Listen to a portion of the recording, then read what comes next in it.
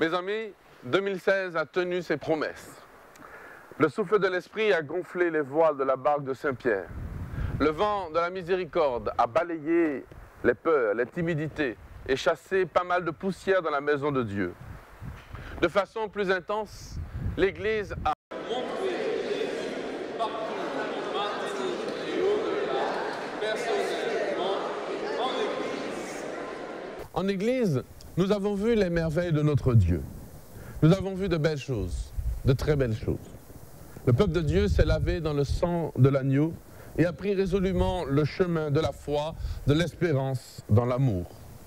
Les grands rassemblements du Jubilé, le pèlerinage à l'icône de la Vierge de la Miséricorde, les missions publiques, les visites pastorales, le lancement des sanctuaires diocésains, le chant quotidien du Salve Regina, la neuvaine du 22 mai, le renouvellement des pasteurs, des prêtres, les JMJ, le lancement du plan pastoral Ecclésiam 2020, le pèlerinage des 5 portes jubilaires.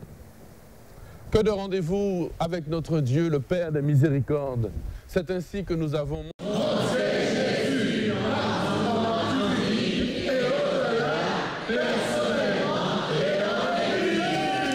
Même ceux qui ne partagent pas notre foi ont senti ce grand mouvement qui a relevé une armée d'hommes et de femmes, de jeunes et de moins jeunes, qui se sont mis sur la route du Seigneur. La Martinique entière s'est sentie portée par une Église catholique qui, tout en restant humble, je l'espère, a su avancer sur le chemin de la réconciliation et de la paix. Nous pouvons remercier le pape François de savoir imiter la Vierge Marie en se laissant conduire par Dieu à chaque geste de son ministère.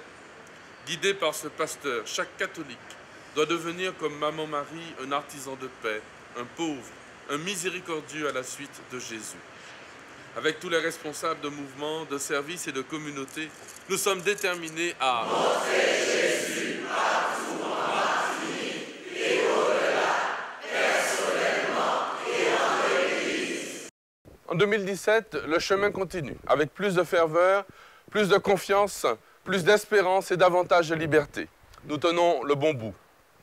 En 2017, je vous invite à une grande réflexion sur l'avenir et la mission de l'Église en Martinique. Le plan pastoral Ecclésiam 2020 doit mobiliser tous les efforts. C'est un moment historique, un moment où nous allons nous mobiliser pour bâtir la civilisation de l'amour en Martinique et partout. Je sais bien que les sources d'inquiétude se multiplient. Comme l'a dit le pape François, une 3e guerre mondiale est en cours. Ici en Martinique, les fléaux sociaux se multiplient. Drogue, violence, chômage, débauche, division des familles, isolement, mécréance. Tout cela s'enquiste en Martinique et partout. La période électorale qui s'annonce nous inquiète aussi. Raison de plus pour, avec les enfants, redire cette parole. Montrez Jésus partout en Martinique et au-delà, personnellement et en Église. 2017, c'est aussi le 100e anniversaire des apparitions de la Vierge Marie à Fatima. Après le grand jubilé, la ferveur de ce grand jubilé de la miséricorde, après le lancement de la démarche synodale, nul doute que cela est pour nous un signe. Déjà, en 2015 et en 2016, le 30 août, j'ai renouvelé la consécration de notre diocèse à la Vierge Marie, effectuée par mes prédécesseurs, notamment Monseigneur Méranville, en 2012. En 2017, en des temps troublés par des puissances mondiales, ennemies de la paix, ennemies de la foi, ennemies de l'Église, nous aurons besoin de lutter, nous aurons besoin de la prière. C'est par de nombreuses âmes consacrées au cœur immaculé de Marie, au cœur de Jésus, que nous pourrons remporter la victoire sur les ténèbres. Le message de Fatima est pour nous un chemin de réconfort et de miséricorde.